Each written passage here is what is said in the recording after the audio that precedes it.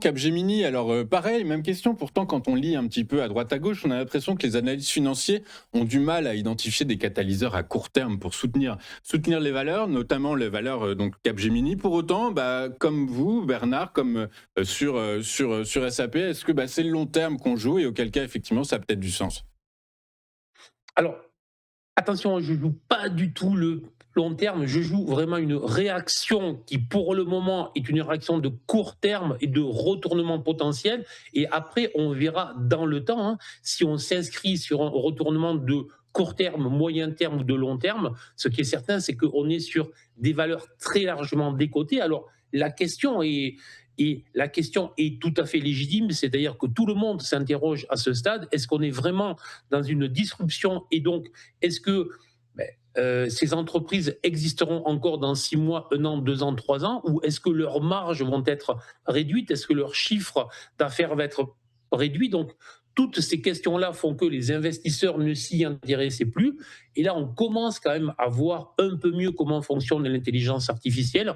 On voit bien qu'il va falloir quand même pas mal d'ingénieurs pour que tout ça fonctionne bien. Et on voit bien aussi le coût croissant des tokens qui est en train de flamber. Donc, c'est-à-dire, on voit bien le coût croissant de l'intelligence artificielle. Et donc, effectivement, on revient, je dirais, vers des spécialistes qui, eux, vont être à même d'utiliser au mieux, d'optimiser l'intelligence artificielle pour les clients, les consommateurs, pour les consommateurs finaux, que ce soit des particuliers ou que ce soit des entreprises.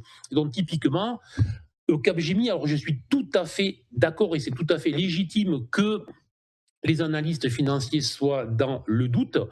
Maintenant, moi, là, je vais raisonner avec ce que je vous ai dit donc en termes d'analyse pure et puis ensuite en termes techniques. Et là, même configuration qu'avec SAP, on est sur une phase d'accumulation. Attention, contrairement à SAP, on n'est pas encore sorti de cette phase. Et à l'instant où je vous parle, on est en train d'essayer d'en sortir, puisque hier soir, on avait clôturé. Attention, il y a le dividende qui est tombé, donc les niveaux ont été modifiés hier soir. On avait clôturé à 105, 55 avec le dividende qui est tombé. Et il faut aller clôturer au-delà des 108,90, on va dire 109 pour avoir une accélération. Et au fur et à mesure que je parle, je vois que l'accélération se produit. Donc on va voir si vraiment on a cette clôture ce jour. On va voir si cette clôture se fait avec du volume et si elle se fait avec de la volatilité et avec du range. Donc beaucoup de conditions pour valider tout ça, mais on a eu les mêmes configurations, encore une fois, aux États-Unis et on a eu ces rebonds.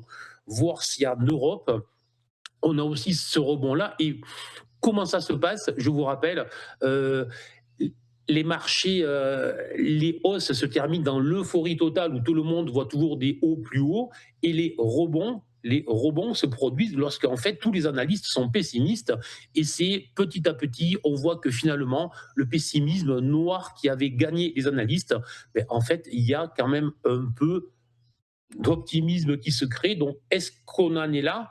Potentiellement oui. Donc, il faut surveiller. Très clairement, on a des signaux qui se sont mis en place il y a 2, 3 semaines aux États-Unis, qui sont en train de se poursuivre ici en Europe.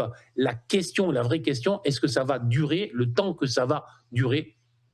Donc, il faut en profiter le plus rapidement possible.